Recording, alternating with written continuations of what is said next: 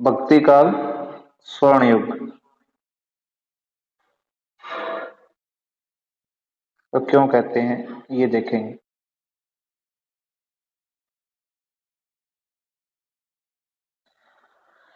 अब देखिए कि स्वर्ण युग का तात्पर्य यहाँ वैसे नाम से ही हमें पता चलता है कुछ तो कि स्वर्ण युग कह रहे हैं, इसका तात्पर्य यहाँ यही होगा कि ये आप कह सकते हैं जितना भी हिंदी साहित्य है, हिंदी साहित्य का जब से आरंभ हुआ तब से आज तक जो भी साहित्य लिखा गया उस साहित्य में इस साहित्य का भी विशेष स्थान है। इस साहित्य में कुछ ऐसी चीजें रही होगी भक्ति काल के साहित्य में जो हमें अन्य साहित्य में नहीं मिलती, या हिंदी साहित्य के जो और हिस्से हैं उसमें नहीं मिलती, सिर्फ हमें भक्ति काल में मिलती है, इसीलिए हम कुछ कह सकते हैं ऐसा। अब हम करेंगे क्या यहाँ पर, हम कुछ ऐसे प्रतिमान देखेंगे जिसके आधार पर हम कह सके, या वे कौन से प्रतिमान होने चाहिए जिसके आधार पर हम जो है भक्ति काल को स्वर्ण युग कह सकते हैं। यानी कुछ विशेष बातें अगर किसी काल में हो तो हम उसे जो है स्वर्ण युग कह सकते हैं, यानी जो सबसे अच्छा हो उसको मान लीजिए।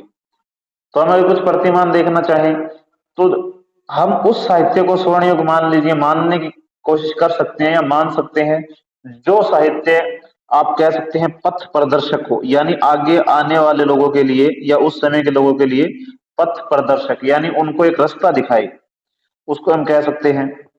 तो पथ प्रदर्शक साहित्य हो कम से कम, तो उसको हम स्वर्ण कह सकते हैं, स्वर्ण युग कह सकते हैं, स्वर्ण साहित्य कह सकते हैं।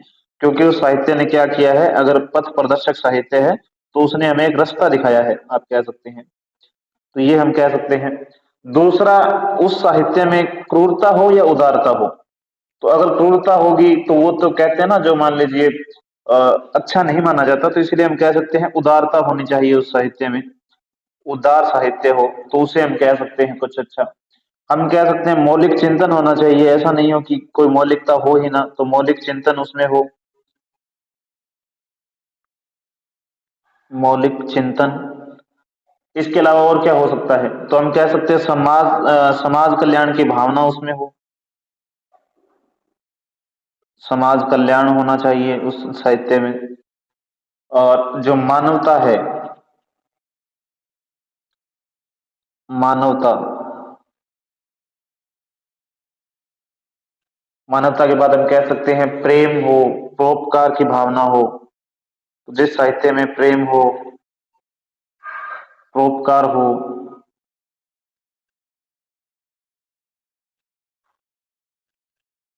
तो ये मान लीजिए हम जो कसौटियां मान लेते हैं एक बार के लिए साहित्य की, कि अगर ये सारी चीजें किसी साहित्य में है तो उस साहित्य को हम कह सकते हैं कि वो साहित्य एक स्वर्ण युग के दृष्टिकोण से अच्छा साहित्य माना जा सकता है, अच्छा साहित्य, उसको हम जो है स्थान दे सकते हैं।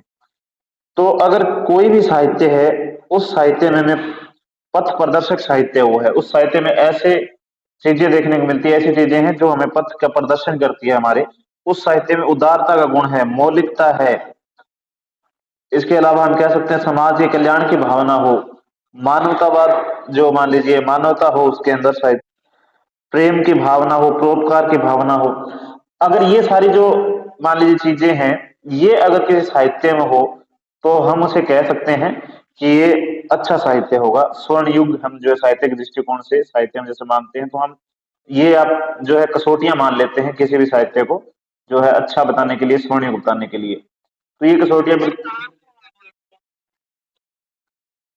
तो हम कह सकते हैं कि जिस भी साहित्य में ये सारे गुण हो तो उसको हम जो है उस साहित्य का स्वर्ण युग कह सकते हैं, उस काल को जो है जिस काल में ये गुण मिले। तो ये जैसे है, ये जितने भी मान लीजिए आप विशेषताएं, अच्छी अच्छी चीजें हैं, समाज कल्याण की भावना हो, परोपकार की भावना हो, प्रेम हो, मानवता हो, उदारता हो, पथ प्रदर्शक साहित्य हो, तो ये सारी विशेषताएं, ये सारी अगर कसौटियां किसी में है तो हम उसको कह सकते हैं कि वो क्या है, जो स्वर्ण युग के दृष्टिकोण से अच्छा साहित्य है, हम उसको मान सकते हैं।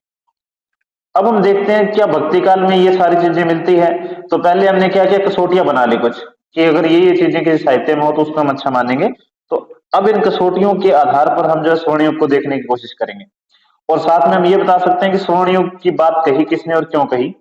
तो डॉक्टर श्याम सुंदर दास है विद्वान,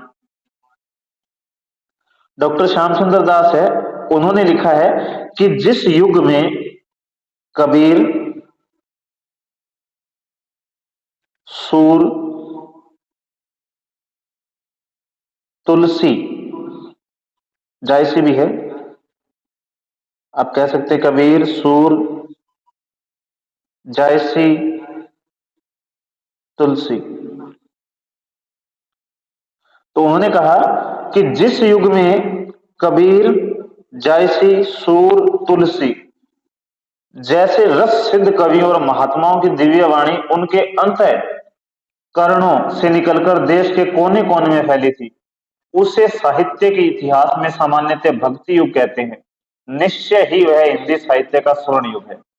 तो श्याम सुंदर दास ने जो भक्ति काल है उसको स्वर्ण युग कहा, और ये बात जो मैंने बताई वो कही, दोबारा बता देता हूं मैं क्या कहा।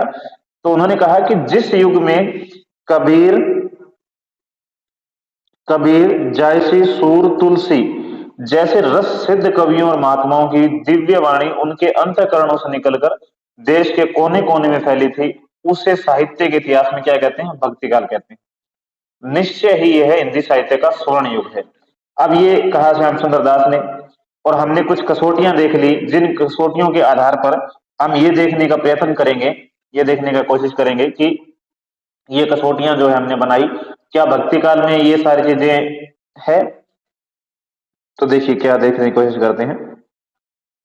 सबसे पहले हम देखते हैं, हम जो है हिंदी साहित्य की बात करते हैं और हिंदी साहित्य में भक्ति काल को स्वर्ण युग मानते हैं, तो हम एक जो है तुलना कर सकते हैं सबसे पहले तो, और सारे भाव देखने से पहले और सारी चीजें देखने से पहले हम तुलना कर सकते हैं।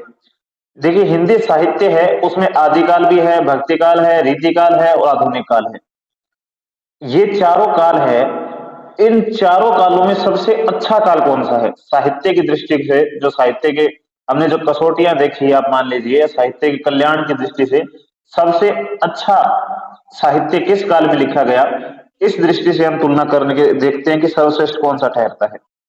तो अगर इसकी बात की जाए, तो अगर हम बात करें सिर्फ दो दो लाइनों में, हम अगर छोटे छोटे संक्षेप रूप में हम कुछ कहना चाहें, तो हम यह कह सकते हैं कि जो आदिकाल था,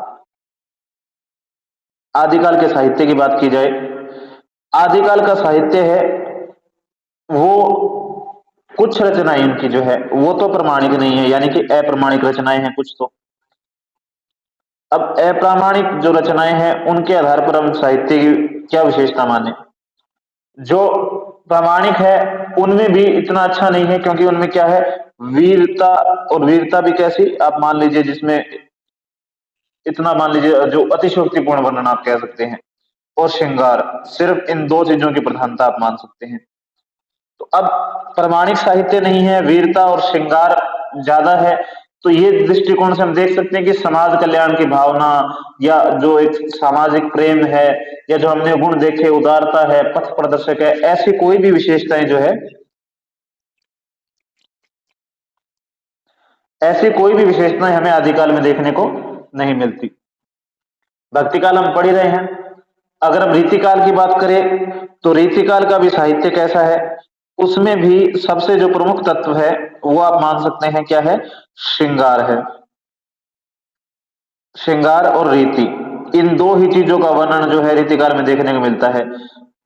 कुछ कवि हुए जिन्होंने वीरता का वर्णन किया, जैसे भूषण जैसे कि वीर काव्य लिखा उन्होंने, परंतु इसमें भी वो सारी भावनाएं जो हमने देखा कि किसी साहित्य को जो स्वर्ण युग घोषित करने के लिए हमें जो कसौटियां चाहिए उसकी कमी है। आधुनिक काल आया, उसमें ये कह सकते हैं कि व्यापक मात्रा में साहित्य लिखा गया, परंतु उसमें भी क्या है, उसे हम विश्व साहित्य के दृष्टिकोण से नहीं देख सकते, क्योंकि उसमें जो है जो मानवतावाद है वो इतना ज्यादा नहीं है, और जो उसमें व्यक्तिवाद है उसकी स्थापना काफी स्तर पर हुई, तो उसमें क्या है, विश्व साहित्य का भाव नहीं है। ऐसा साहित्य जो पूरे विश्व के लिए एक पथ प्रदर्शक हो, तो विश्व साहित्य नहीं कह सकते उसे हम, क्योंकि वो साहित्य अच्छा है वैसे, लेकिन उतना नहीं कि सारे विश्व के लिए पथ प्रदर्शक या अच्छा माना जा सके। हिंदी साहित्य के लिए भी कुछ चीजों में उसमें आप मान सकते हैं कि भक्ति काल की तुलना में आप मान सकते हैं ठीक नहीं है, वैसे ठीक है। लेकिन आप भक्ति काल देखते हैं, भक्ति काल में क्या क्या विशेषताएं रही, इसलिए हम उसको स्वर्ण युग करते हैं। सबसे पहले हम तुलना कर सकते हैं, तुलना में हम बता सकते हैं कि आदिकाल है, उसमें क्या है, साहित्य वो अप्रमाणिक है, इसके अलावा उसमें वीर और श्रृंगार की प्रधानता है, जो समाज के पथ प्रदर्शक नहीं बन सकता। और जो कसौटियां हमने बताई, हम उन कसौटियों के आधार पर कहेंगे कि ये कसौटियां इसके ऊपर जो है लागू नहीं हो सकती। इसके बाद जो हम है रीतिकाल के बारे में बता देंगे, जहां श्रृंगार और रीति काव्य की प्रधानता है, उसके बारे में हम बता देंगे कि ये कसौटियों पे खरा नहीं उतरता।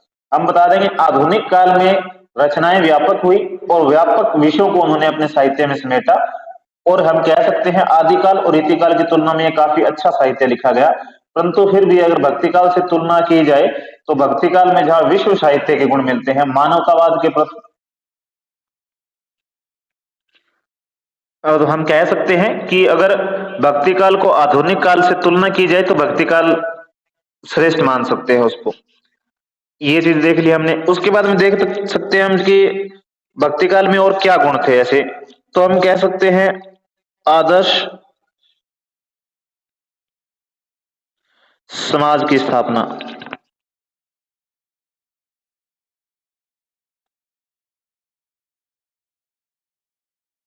यानी भक्ति काल जो है उसमें ऐसे समाज की स्थापना करने की कोशिश की गई जो आदर्श हो। इसमें हम जो है कुछ उदाहरण देखना चाहें तो जैसे देख सकते हैं, जैसे हमारे कबीरदास है। तो कबीर जो है मान लीजिए, उनके साहित्य में हमें कुछ चीजें बतानी है ऐसी जो उस साहित्य को महान बनाए। जैसे उन्होंने क्या किया, तो उन्होंने जाति पाति के भेदभाव को खारिज किया। अब ये मानवतावाद के दृष्टिकोण से बड़ी अच्छी बात है, तो उन्होंने इसको क्या है खारिज किया, भेदभाव को नहीं माना। इसके बाद हम कह सकते हैं उन्होंने जो छुआछूत है उसका भी विरोध किया।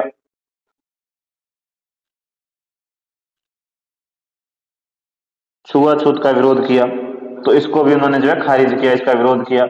इसके बाद हम बता सकते हैं जो ऊंच नीच है, भेदभाव है, अमीर गरीब है, उस सब का विरोध किया उन्होंने। और उन्होंने जो है क्या कहा, मानवतावाद की स्थापना के बारे में बात की कि मानव है वही सब कुछ है।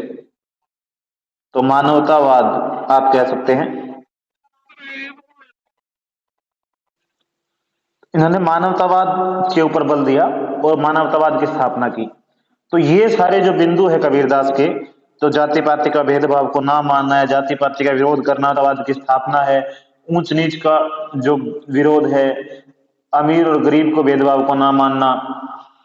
तो इन सारी विशेषताओं के आधार पर हम यह कह सकते हैं कि ये समाज कैसा बनाना चाहते हैं। अगर सोचिए ऐसा समाज जहां पर जाति पाति का कोई भेदभाव ना हो, जहां जाति पाति का भेदभाव नहीं है, जहां छुआछूत नहीं है, जहां पर मानवतावाद की स्थापना की गई है, अगर ऐसा समाज हो तो वो कैसा समाज होगा, उसको हम आदर्श समाज कह सकते हैं। तो इसलिए हम कह सकते हैं आदर्श जो समाज है उसकी स्थापना करने का इनका जो प्रयत्न था। इसके बाद हम देख सकते हैं तुलसीदास के बारे में, इसी बिंदु में हम तुलसीदास की चर्चा कर सकते हैं। तो जैसे हम तुलसीदास की अगर बताना चाहें बात, तो जैसे कि तुलसीदास, अब तुलसीदास ने ऐसी कौन सी बातें की अपने काव्य में जो आदर्श समाज की स्थापना करती है। तो हम यह कह सकते हैं तुलसीदास ने राम राज्य की कल्पना की है, राम राज्य की कल्पना। और राम राज्य की कल्पना करते हुए उन्होंने जो है राम का आदर्श रूप दिखाया है कि राम जो है वो कैसे है, राम का आदर्श रूप दिखाने का जो इन्होंने प्रयत्न किया है। और आपने वो पंक्ति पढ़ी है कि जो राम राज काहू नहीं व्यापा, जो देविक देहिक भौतिक तापा, राम राज काहू नहीं व्यापा। तो यानी राम राज्य ऐसा है जहां पर जो है देविक यानी देवताओं से संबंधित, भौतिक सांसारिक किसी भी प्रकार के कोई भी कष्ट है वो नहीं है। तो राम राज्य की कल्पना में इन्होंने राम को जो है आदर्श पुत्र, आदर्श पिता, आदर्श पति, आदर्श रूप जो उनका दिखाया है, आदर्श भाई। तो इस प्रकार उन्होंने जो है राम का आदर्श रूप दिखाया। और इसके अलावा हम कह सकते हैं कि राम राज्य का कल्पना करके उन्होंने जो है समाज में व्याप्त जो दैहिक है, दैविक है, भौतिक है, हर प्रकार के कष्टों को जो है खत्म करने की जो है मान लीजिए या उनका अंत करने की बात कही है। जो कि अगर ऐसी सारी चीजें खत्म हो जाती है तो समाज कैसा बन जाएगा, आदर्श समाज होगा। तो आदर्श समाज की स्थापना में हम कबीरदास और तुलसीदास के बारे में बता सकते हैं। हम वही बातें बता सकते हैं जो कबीर, अगर संत काव्य आपने पढ़ा जैसे, उसमें जो विशेषताएं पढ़ी उनको हम संक्षेप में बता देंगे। जाति पाति का विरोध, छुआछूत का विरोध है, हिंदू मुस्लिम संस्कृति है उनको आपस में मिलाने की या दोनों को फटकारना, दोनों की जो कुरीतियां उनको सामने लेके आना, तो ये भी क्या है वो खत्म होगी तो आदर्श समाज बनेगा, खत्म होगी तो इसी प्रकार तुलसीदास जो राम काव्य की विशेषताएं पढ़ी, उनमें से प्रमुख विशेषताएं हैं, राम राज्य की कल्पना है, राम का आदर्श रूप है, ये सारी चीजें हम पढ़ चुके हैं। इन्हीं को हमें जो है यहाँ बताना है, और ये बता देंगे कि ये चीजें जो है ये हमें और साहित्य में नहीं मिलती, और ये आदर्श समाज की स्थापना जो है समाज के लिए अच्छी है, और मानवतावाद, परोपकार, प्रेम, ये सारे जो प्रतिमान कसौटियां जो हमने बनाई, वो आदर्श समाज की स्थापना से पूरी होती हुई नजर आती है। इसके बाद हम देख सकते हैं, इन्होंने भारतीय संस्कृति जो है,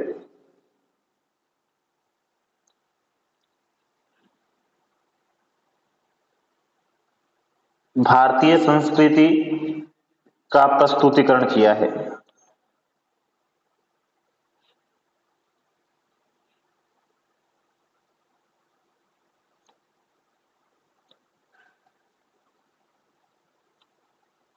अब भारतीय संस्कृति का प्रस्तुतिकरण में क्या क्या बता सकते हैं हम, इसमें हम बता सकते हैं, जैसे सूरदास की बात अगर हम करें, भारतीय संस्कृति का प्रस्तुतिकरण या भारतीय संस्कृति का गुणगान या भारतीय संस्कृति का चित्रण, कुछ भी आप प्रयोग कर सकते हैं शब्द। तो हम जैसे देखिए सूरदास जो है, उनके काव्य में संस्कृति के कौन कौन से तत्व जो है वो देखने को मिलते हैं, कौन कौन से गुण देखने को मिलते हैं, ये हम देखते हैं। अब उनमें बात करें तो उन्होंने जो है ब्रज भूमि जो है मान लीजिए, क्योंकि श्री कृष्ण काव्य जो काव्य है, कृष्ण काव्य वो लिखा उन्होंने, और श्री कृष्ण का क्षेत्र जो है ब्रज भूमि है। तो ब्रज भूमि की, वहां जो ब्रज क्षेत्र है वहां की परंपरा है,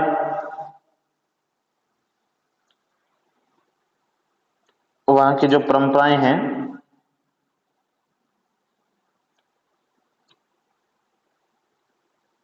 तो वहां की परंपरा, वहां की नीतियां, वहां का लोक व्यवहार, वहां की वेशभूषा कैसी है,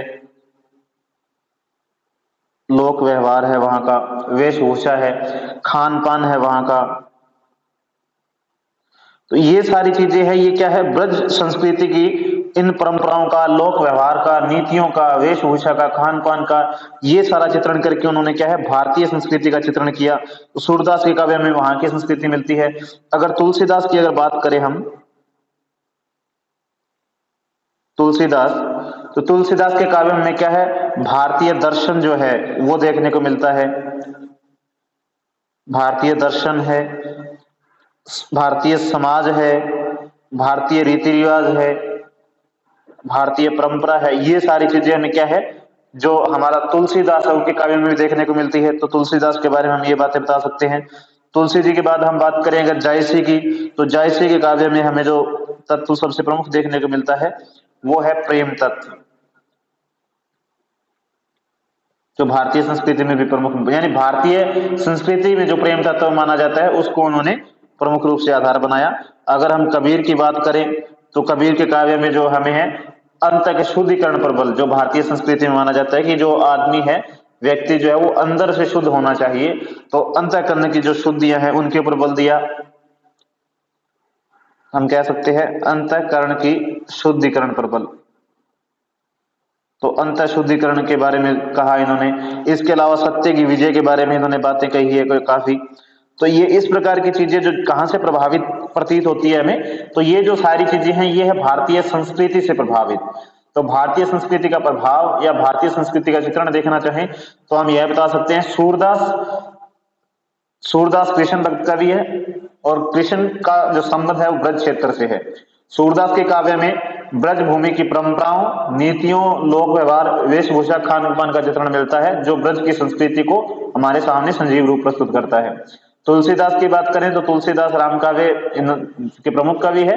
इन्होंने अपने काव्य में भारतीय दर्शन, समाज, भारतीय रीति रिवाज, भारतीय परंपरा आदि का प्रमुखता से चित्रण किया है। जायसी है, जायसी काव्य में जो है प्रेम तत्व की प्रधानता मिलती है, जो भारतीय जो संस्कृति है उसका प्रमुख तत्व भी मान सकते हैं उसको हम।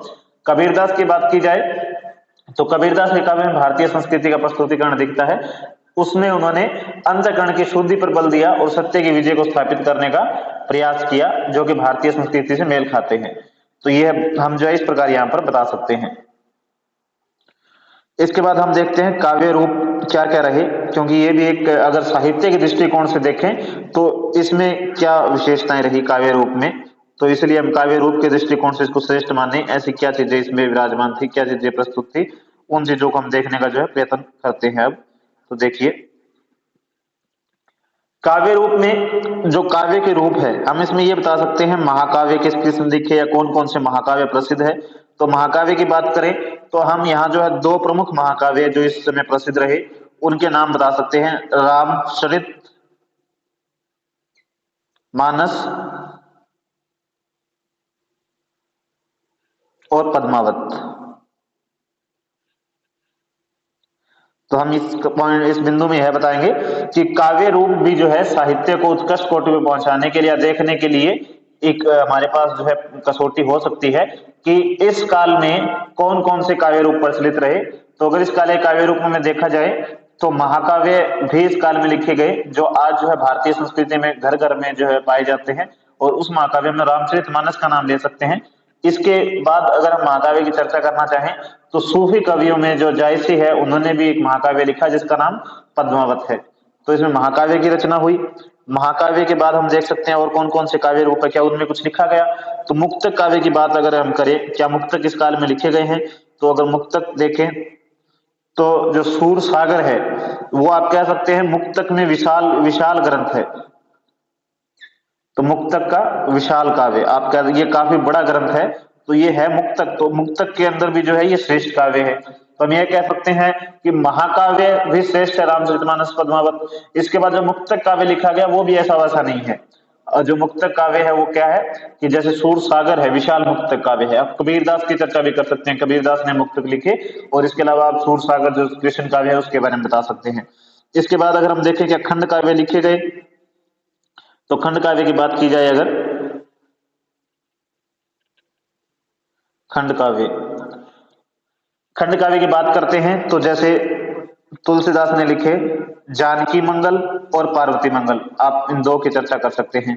जानकी मंगल और पार्वती मंगल जैसे क्या है खंड काव्य भी लिखे गए। और इसके बाद हम एक काव्य रूप और देख सकते हैं, वो है गीति काव्य। गीति काव्य की बात करें तो गीति काव्य किसने लिखा, तो हम कह सकते हैं सूरदास ने भी लिखा है। और इसके अलावा सूरदास जैसे हमने ऊपर बता भी दिया, तो हम मीराबाई की भी चर्चा कर सकते हैं। और इसके अलावा हम यहाँ एक प्रमुख बिंदु साथ में लिख सकते हैं कि ये काल ऐसा काल रहा जिसमें जो है स्त्री जो है उन्होंने भी जो है स्त्रियों ने भी क्या है, जैसे मीराबाई हम उदाहरण के तौर पे देख सकते हैं, मीराबाई जैसे एक स्त्री ने भी कृष्ण भक्ति की और जो गीति काव्य की रचना की। इस दृष्टिकोण से भी ये काव्य जो है अन्य काव्य से हम श्रेष्ठ कह सकते हैं। तो काव्य रूप में हम जो है महाकाव्य, मुक्तक काव्य, खंड काव्य, गीति काव्य, ये चार पांच रूप जो है काव्य के, इनके बारे में चर्चा करेंगे। और हम यह बता सकते हैं इसमें कि इस काल में महाकाव्य लिखे गए रामचरितमानस और पद्मावत। और रामचरितमानस इतना प्रसिद्ध महाकाव्य है कि भारतीय समाज में आज रामचरितमानस जो है घर घर में पाया जाता है। मुक्तक काव्य की बात की जाए तो मुक्तक काव्य भी इसमें जो विशाल रूप के मुक्तक काव्य लिखे गए। और विशाल रूप के मुक्तक काव्य की बात की जाए तो सूरदास ने जो सूरसागर लिखा वो मुक्तक काव्य में अत्यंत विशाल ग्रंथ हम उसको मान सकते हैं। इसके अलावा मुक्तक काव्य जो कबीरदास है और अन्य कवियों ने मुक्तक काव्य की रचना की है। खंड काव्य जैसे मैंने बताया जानकी मंगल और पार्वती मंगल हम बता सकते हैं इसको। और खंड काव्य के बाद अगर गीति काव्य की बात की जाए तो सूरदास ने यानी कृष्ण भक्त कवियों ने भी गीति काव्य की रचना की, परंतु इसके अलावा मीराबाई जैसी कवित्री हुई, उन्होंने अपना जो रचनाएं हैं वो गीति काव्य में लिखकर गीति काव्य को एक विधा के रूप में या गीति काव्य में अपनी जो रचनाएं हैं वो लिखी, आप साधारण शब्दों में ये भी बता सकते हैं। तो ये सारी बातें हम बताकर जो बता सकते हैं कि ये जो हमारा भक्ति काल है वो स्वर्ण युग कैसे है।